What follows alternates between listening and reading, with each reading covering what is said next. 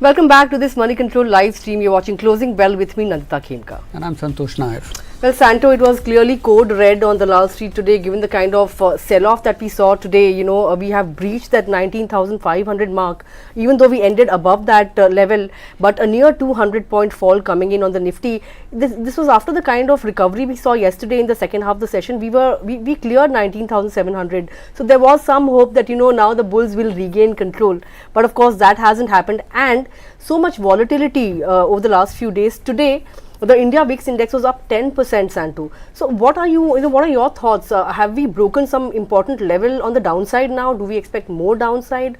Or do you think after the kind of fall we've seen, we could see some bit of buying emerge at lower levels? What are your thoughts? Well, this is the second time that the market is correcting after getting very close to 20,000. We had seen it in the past also. Now, all said, we are still up 7% for the year. Right? And from the peak, the market has still not even corrected 10%. So it's very early to call for a trend at this point. We have seen this kind of correction in the recent past also, but every time the market has managed to come back strong. Not to say that the trend it should be repeated again this time, but at this point, you know, some bit of the market was beginning to look heavy. There was fatigue. It had run up very sharply in many sectors. There were also signs of froth. Valuations had become expensive. So only natural that people are taking some money off the table. Remember, the mood in global markets at this point is quite bearish. Crude prices are going up. Interest rates are expected to stay higher for longer. So there's plenty of negative news which the market so far has been ignoring. But I think we are running into some kind of hurdle at this point. It still doesn't look like we could be in for a sharp downside, but clearly on the upside there seems to be some kind of resistance building up. Now we are into the earnings season, so I think that would be the next set of driver for the market. Right, you know, Santo, yesterday there was a Nomura report on Indian equities wherein they had upgraded Indian equities, but they had also said that of course surging oil prices, you know, there will be discomfort around that, but that will be a good opportunity or a window to buy into Indian equities, and you know that window will not last for too long.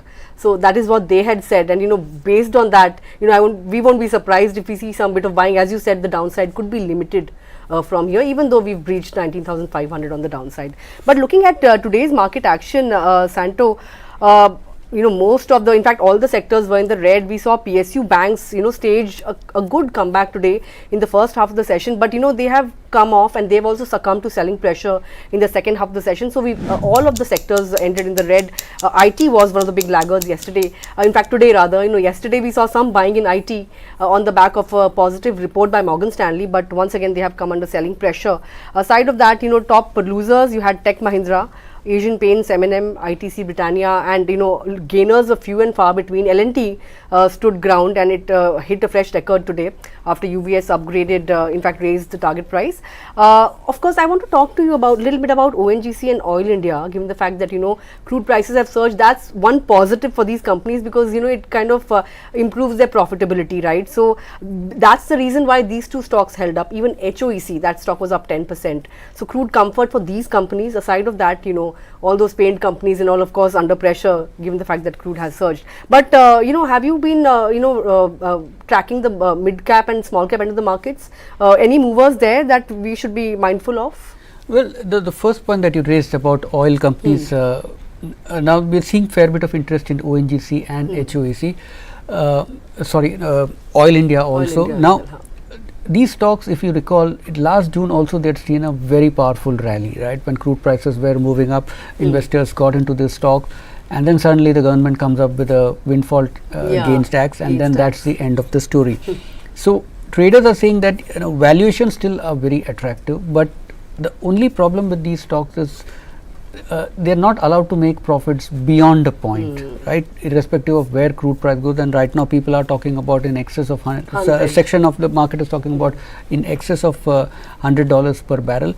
But the big concern here is while valuations are pretty attractive, like some traders were saying that for Oil India at this point in time, the current earnings is actually factoring in crude at 70. The current price actually is factoring in crude at $75 a barrel, right? Which is already 90 plus. Exactly. So there's clearly valuation comfort there. But at the same time, the government policy intervention is something which will kind of keep investors a little edgy. There seem to be something that always plays on the mind of this investor. So we could see some bit of volatility out there. All right. Should we take stock of the stocks that are on our radar this afternoon?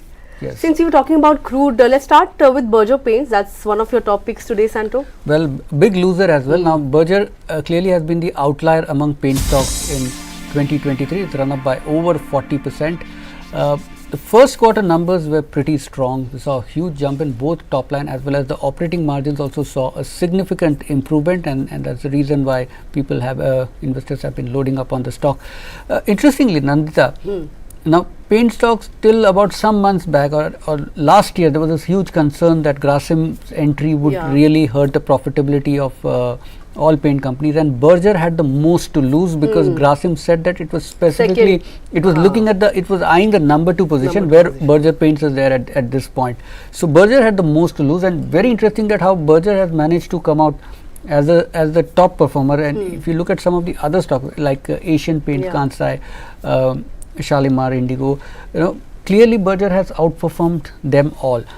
Now going ahead, probably if crude prices continue to climb at this rate, that could be somewhat of a concern for the market, because clearly profit margins are going to be impacted. Also, the stock has run up quite sharply, which means that a lot of positions have been built up, and a section of those investors would clearly want to take some money off the table, having rode the stock all the way from around 480 levels. So what we are seeing is both a mix of profit taking at this point, because the stocks have run up quite a bit, and also there's some kind of concern now that crude prices are climbing. Otherwise, if you see generally the festive season, that is supposed to be a good time, and that is the narrative in the market at this point, that people will paint their homes, and ideally paint companies should do well, but stock has run up a fair bit. So I think because of that, there's some bit of nervousness also. Right, and I think Kotak Institutional has also downgraded the stock. I was reading a report today. They've said the same point that you are making, that the stock has run up quite a bit,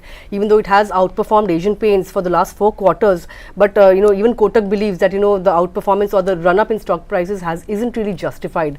And of course, coupled with what we are seeing with crude prices, of course, the profitability or the earnings could get a little hampered going forward, and that's why Berger Paints I think lost somewhere around 5 to 6% in trade today. Right.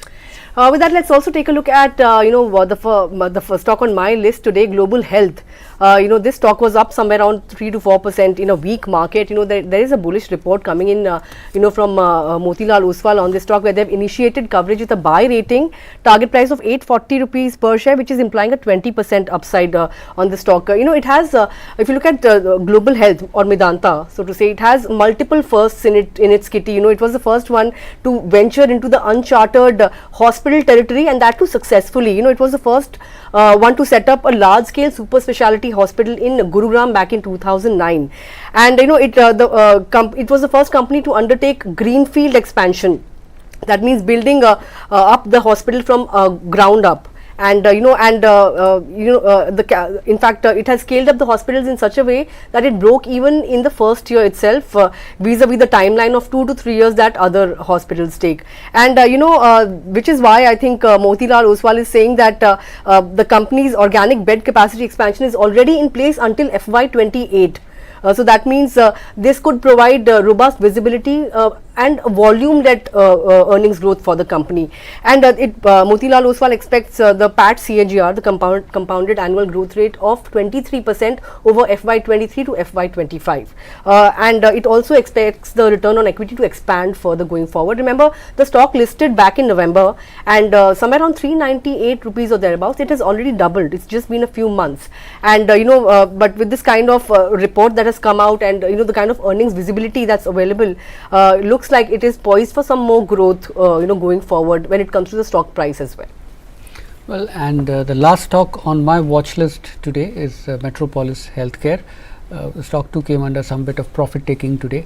Now the overall sentiment for diagnostic stocks has improved somewhat. It is still nowhere near the positive outlook that we had seen a couple of years back, and obviously the main reason for that is revenues from COVID testing has come down very sharply. But diagnostic stocks in general, the pessimism that we saw till about a year back, that has definitely changed quite a bit. Although analysts tracking the space say that competitive pressures are still there, but the kind of crazy pricing discounts that were being seen for some of the tests, that has come off slightly. And also earnings of diagnostic companies in general should stabilize around these levels. They are throwing up a lot of cash. Margins were as high as 33% back during the COVID times, but that's come down to around 23 to 25%. So it's likely now to remain steady in this point. So market will take a fresh look at these stocks and now treat this as the new normal. So clearly the stock is facing some, Metropolis in particular is facing some kind of resistance around 1500 levels. It's been unable to cross that despite a couple of attempts. But at this point, overall the outlook is the perception that was there some time back that online companies will really end up eating the lunch of all offline players. That has now abated somewhat, and so we could see these stocks probably not going back immediately to the same highs that we saw 2 years back, but definitely the stocks could stabilize around these levels. Well, we can expect a gradual recovery when it comes to some of these diagnostic stocks. But I think with that we've come to the end of this edition of Closing Bell. But I want to point out that September, of course, has has historically been a very volatile month for the markets, and so has October. Been a very volatile month for global markets, including India as well. But we'll have to see how things pan out, whether or not we start October series on a sanguine note, or we extend the kind of losses that we've seen today. We'll have to wait and watch. But with that, we've come to the end of this edition of Closing Bell. So from Santo and me, thanks a lot for tuning in. If you have any comments, leave them in the comment section below, and of course come back and join us at 8:30 AM tomorrow morning when I bring you morning trade.